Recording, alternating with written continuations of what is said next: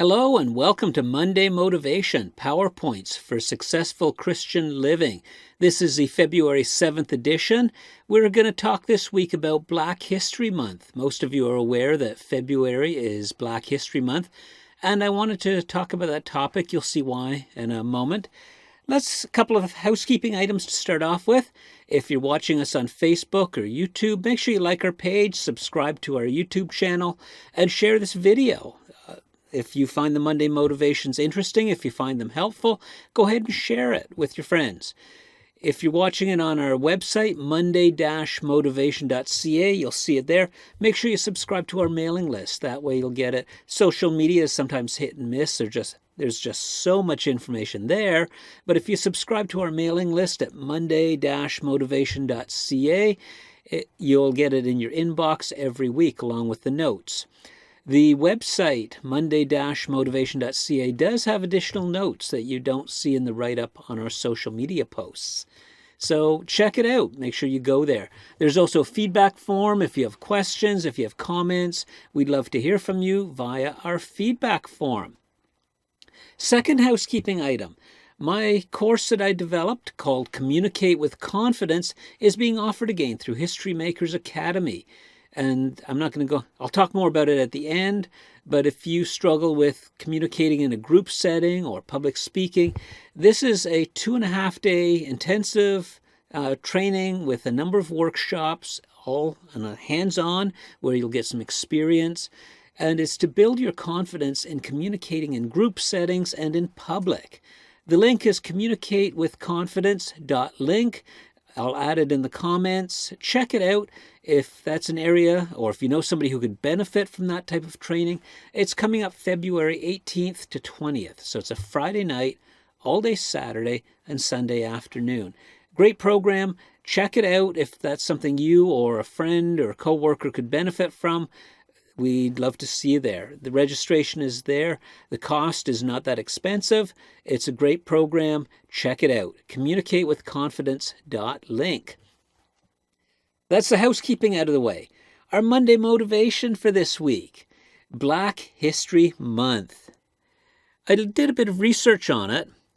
I remember years ago walking downtown, and every February they'd be out on the street, and even through the year, handing out pamphlets about Black History Month, talking about it and taking donations. When we look at Black History Month, it's a bit of research on it. The origins date back to 1926, when Dr. Carter G. Woodson established a week, it was a week long to start with, to raise awareness of Black history. He was concerned that Black Americans were overlooked and ignored in history books. So he wanted to raise awareness of their contributions and the history behind the Black peoples. Nearly a century later, Black history has now become a month-long celebration or movement, event, that highlights the contributions of Black Americans across U.S. history and also Canada. A lot of this comes from the U.S., but it applies to Canada also, much of it. It was 1976 when it became a month-long event. Now, if you do some searching on the web, a Google search, Yahoo search, whatever, about Black history, you'll see there are many contributions, hundreds, if not thousands of contributions that Black people have made to society. A few notable ones. Jack Johnson became the first African-American man to hold the World Heavyweight Champion boxing title in 1908. George Washington Carver, who derived nearly 300 products from the peanut. I don't like nuts. 300 products from peanuts. Madam C.J. Walker was born on a cotton plantation in Louisiana. She became wealthy after inventing a line of African-American hair care products. There are thousands of examples there. Check it out. There's a lot of interesting history and a lot of things that we take for granted that are part of our day-to-day that were invented by Black people. Well, celebrating one's history, one's culture, one's accomplishments, accomplishments of the black peoples. It's unfortunate that the need for this came out of an era of oppression and discrimination. Unfortunately, the history behind the relations between white people and black people, especially in the US, but even here in Canada, has a very dark past to it. It did not come out of a good situation. It's interesting to note that even after slavery was abolished, there was no more slavery, black people were still second-class citizens.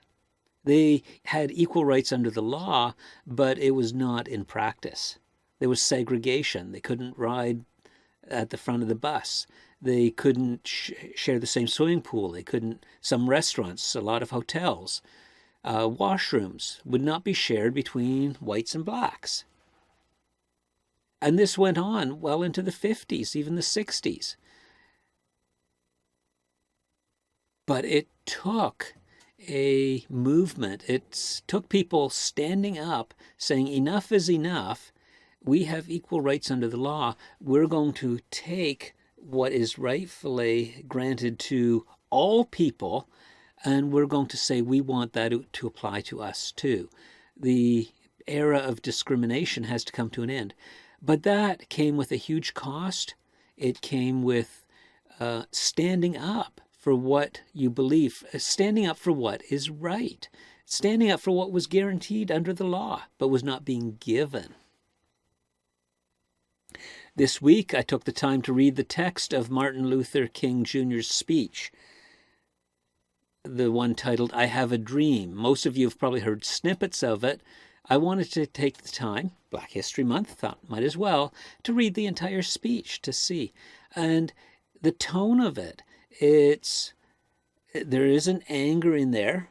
He's upset, of course. There's huge upset within a large number of people, but it's not a speech of revenge. It's not a speech of vengeance. It's a speech of saying, we want what is guaranteed to us under the Constitution. And it's a speech that brings people of all cultures, all colors, all nations, all religions together. It's not divisive. It's not, we want vengeance. We want our rights. Well, actually, sorry. They did want their rights, but not we want more rights or special privileges. We want what is granted to us. It's an interesting speech. Take the time to read it. Or maybe next week on Monday Motivation, we'll take a closer look at that speech. Then this week, my wife and I, we watched, it's a mini-series, 6 segments, called Women of the Movement.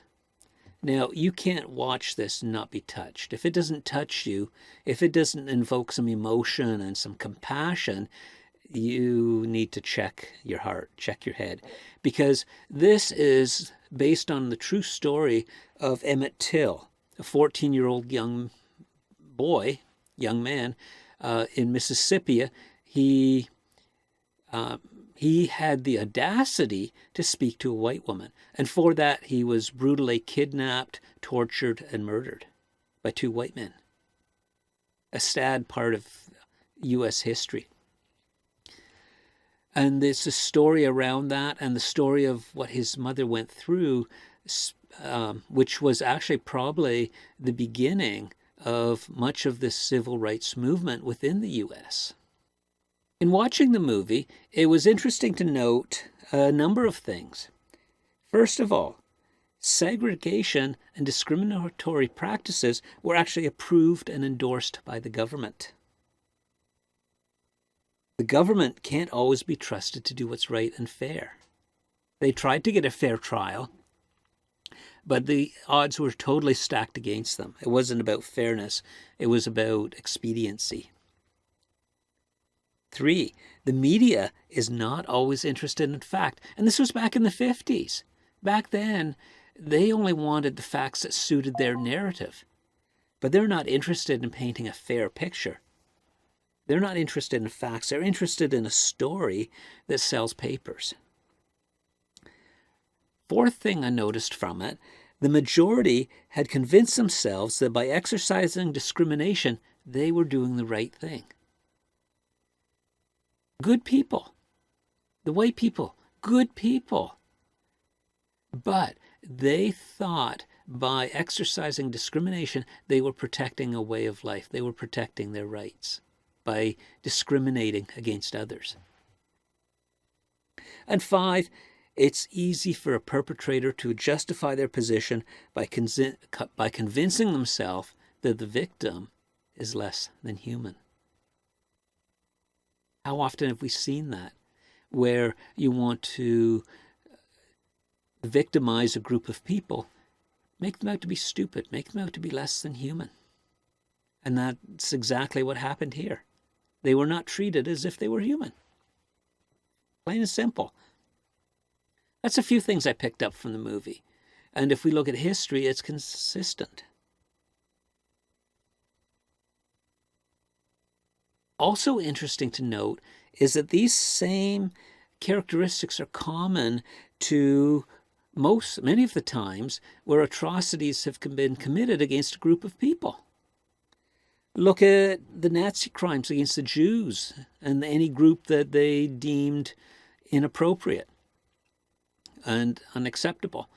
Well, make them out to be less than human. And even in the Nazi movement, the majority of people actually were on board with what was happening. They thought it was a good thing. The government said it, it must be right, let's go along with it. Dare I say, even many of the churches. Closer to home, what about the Canadian government and the residential school system? 4,000 missing Native children that were taken from their families. If you read a summary, there's a good summary of the Truth and Reconciliation Report. If you read that, you'll see that it was promoted by the government. The people, the majority of people, not everybody, but the majority of people thought it was a good thing because the natives were savages. Make them out to be less than human. Then you can justify your actions. You can justify ripping children away from their family and putting them into institutions. Treat them like savages. It's easy then to justify the atrocities. And what's worse is people were on board. People, the majority thought this was a great thing. They even went as far as thinking they were doing the native people a favor by taking their children. Really? Really? But that was the mantra of the day. That's what they thought. It went as far as churches were having bake sales and raising funds to send a native child to a residential school. The churches were totally on board with it too. Well, we can't change history. What can we learn from it? Yeah, all the facts of Black History Month, they're interesting. It's interesting. Read up on it. But if we just gain facts and we don't learn from history, if we don't learn the lessons from our past, then what value does it have? The real value is when we learn from our past, when we learn from those mistakes and we avoid them in the future. So what are some of the things that we can learn? Well, first of all, it's easy to convince yourself that discrimination is justified. Now, that's a hard pill to swallow, but it's so easy to deceive yourself. Second, the government does not have the final say of what is morally right or wrong. Just because the government permits it doesn't mean it's right. Just because the government prohibits it doesn't mean it's wrong. The government is not a good gauge of moral standards. Government does a lot of good. I'm saying we need to respect our government, but to say they're the final authority, no. History has proven governments are not always right. Just look at history. Third, media. Politicians will often promote hate, anger, and they'll use fear and mistrust to divide people, and by dividing them, it's easier to keep them under control, rather than promoting peace and unity. All through history, politicians, media are or all through modern history, they don't want peace and unity. They want to promote hate, division. It was going on back then. It was going on back in the 40s in Germany, and it's still going on today.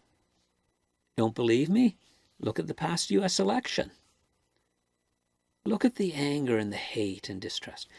But that wasn't the average person. That was the politicians and the media peddling that. What about now with COVID? Look at all the division among people. Rather than unity, saying, you do what's right, what you feel is right based on the best information and your needs, but let other people do what they think. No, they want to use this to promote fear and anger and mistrust amongst people. It's going on today. But we have to rise above that. Fourth, the majority is not always right. History proves that. Yeah, in a democracy, the majority makes the decisions, but it's not always the right decision. I love democracy. I wouldn't want to live under any other system, but we have to accept the fact that sometimes it fails. Fifth idea, or fifth point that I want to take away from that, the fight against injustice will come with a cost. It costs the black people who were fighting. Some paid for it with their lives. Some paid for it by losing jobs and going out and protesting. Many were imprisoned. But it came with a cost, but they paid the price. And because of that, things changed. So if we want to take a stand, it will cost. But if we don't take a stand, then evil will prevail. If we look at it as merely interesting history, we walk away with a few facts, but what have we gained? The real gain is when we learn what's behind it and we look for ways to not let it happen again. We look for ways to do better. Early in my Christian walk, it's interesting. It was just an innocent prayer, but I remember asking the Lord, help me to see people through your eyes. Help me to see people through your eyes. And God honored that prayer. He answered that prayer. And it's interesting how I can see people from a different perspective of just their outer shell or their culture. That has opened up for me many opportunities of engaging with people from different cultures. I've had the opportunity to deliver one of my workshops in a mosque twice. But if I looked at Muslims as the enemy, that wouldn't have happened. I've had the opportunity to engage with people from Sri Lanka, and they became great friends. I have Muslims that have become great friends.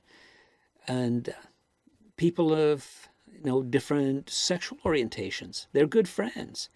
Why? Because I don't operate in judgment, but because I see them as God sees them. I see them as human beings. They have the same value as I do, as anybody does. Just because we're Christian doesn't mean that we have a higher value. Every person here, regardless of race, religion, color, they have an equal value to God. And when we realize that, when we get past a political mindset or a religious mindset, and we have a kingdom mindset that everybody has value in God's eyes, when we look at it the way that Jesus taught, everybody has value, then it becomes easy to move beyond the narrative, to move beyond the discrimination, and to see people for what they are really worth, for the value that they really have. Now, does that mean I agree with everybody? No. There's going to be aspects of anybody that your theology, what you believe, the way you act, anybody, it doesn't matter. There's going to be aspects I don't agree with. There's going to be things that rub me the wrong way. And as a Christian, some of my core values are not negotiable. They will not change. But does that mean that anybody like that, I treat them as less of a person. No, I still treat them with respect and dignity. Now, I'm human, but I have learned to watch for triggers. If I start to feel angry, if I start to feel contempt towards that person, if I start to get short with them, those to me are red flags that I'm about to be triggered. And at that point, I need to stop, step back, reevaluate the situation, reevaluate my approach, my relationship with that person, and put it back into a proper relationship that uses love, respect, kindness, honor. Doesn't mean I agree with them, but by operating in that capacity, I overcome what could develop into hate and mistrust. So the key here is watch for triggers. And when you see those triggers, you have to make a conscious decision not to let those triggers invoke a human reaction, but move beyond what is a natural human reaction to what is a proper reaction of love and respect. So this week's motivation. We're Monday motivation. To myself, to you, this week's motivation. If you find yourself talking with an individual or a group of people and you start to feel anger or contempt, step back. Ask the Lord to help you see the situation, to help you see those people through His eyes. Maybe some compromise is needed. Some things are not to be compromised, but there's other areas that can be. Maybe some compromise is needed. Maybe you need to approach it with respect and honor. But take a step back. Ask God to help you see it from His perspective. And you know what? The more time you spend in God's Word, the more time you spend studying the teachings of Jesus, the more you will realize and see what His perspective is. It'll become second nature. And second, take some time to look into Black History Month. Read or listen to the speech of Martin Luther King Jr. Watch the series that we watched. It's a mini-series, Women of the Movement, it's called. That's just two possibilities. There's lots out there. Go on Google, do some searching around. Check it out. That's my motivation to myself and to you this week. To anybody out there in the Black community, this is your month. Celebrate Black history. To everybody else, let's celebrate with them. Have a great week. Share in your comments, any interesting links, anything you find. We'd love to hear from you. And remember to check out Communicate with Confidence. I'll put it in the comments, communicatewithconfidence.link, or go to our website, monday-motivation.ca. I'll put the link there also. Check it out, and we'll see you next week on Monday Motivation. Share this video. Have a great week.